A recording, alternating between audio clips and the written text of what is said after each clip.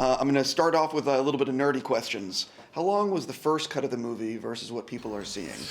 I don't think it's one of those movies that has gone through huge change in terms of its compression. I wasn't tracking the running time, but I don't think we've done huge It's changes. not a massive difference. I think the first cut was about 5 to 8 minutes longer, and it was just really tightening things. But it was the benefit of having a very, very tight and well-developed script prior to shooting the movie, to where the first cut was not 2 hours and 45 minutes. It was very close to the running time of the movie that exists today. And we did add a few things, and as things were tightening up, we were adding a few things. So I think it sort of balanced out to be essentially the same. Well, are there a lot of, or a few deleted scenes that will be on like an extended cut on the Blu-ray? Yeah, it's incredible stuff that you can't wait to get your hands on. Yeah. None of which I can remember right now, but yes. Well, what did you guys learn from like friends and family screenings or test screenings that impacted the final release? Well, for me, since I'm sort of newer to this process of the whole test screening experience, a couple of things. The first one was incredible relief that Arnold was playing so well, that he sort of landed in this character and worked for people, and sort of realizing that in some ways that's the backbone of the movie, and if we didn't have that, we're screwed. The other thing was this thing that test screenings frequently do, I think, which is to make you have to admit that some things are not as clear as you think they were. You can say something very clearly 3 times in dialogue, and the audience still doesn't retain it enough to have it play.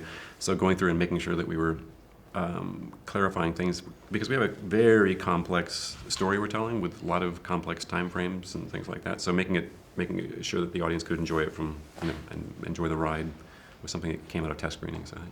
One of the things I really like about the movie is how you're planting seeds. The fact most people know that you guys are not just trying to make one movie, you're trying to tell multiple movies. And one of the things I really enjoy is how you're planting seeds that have not been fully paid off by the end of the film. Talk a little bit about setting up for hopefully future installments. Sure. I mean, look, the key issue for us right now is Terminator Genisys. It's really going to be up to the audience whether or not there's going to be a movie after this. We obviously hope so. But we were very clear that we wanted to make a movie that stands on its own right now. We don't end this movie with a giant cliffhanger. We didn't want the audience to feel cheated. But yes, that said, there are certain things that we did put into this movie, and credit to Lita Kalogridis and Patrick Lussier, our writers, that without having the answers to some questions, this is still a very satisfying film-going experience. However, should we be lucky enough to get to make a couple more of these, you'll get those answers. I'm always fascinated by Easter eggs in movies. Are there any Easter eggs that people can look out for that are maybe hidden in the background? This is also a Skydance movie, and I'm curious if there's any Skydance other movies that might be, little things that are planted.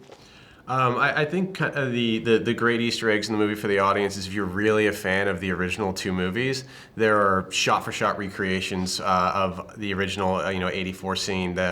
Basically, there's great stuff with Kyle Reese and his sneakers that obviously takes place in that. And that was actually one of the really fun things during the test screening process, which really demonstrated how beloved this franchise is, because in the moment where Kyle Reese is in the photo booth and actually Velcros his shoes, you get this kind of giddy, uncomfortable laughter from the audience, which if you're just seeing it from the first time will hopefully play as tension. But if you're familiar with the franchise, I think people will see that we're being very, very respectful and reverential to the films that James Cameron directed. My favorite Easter egg is an imaginary Easter egg, because there's a belief online that Robert Patrick is sitting in the hospital waiting room, that I would like to nurture that Easter egg.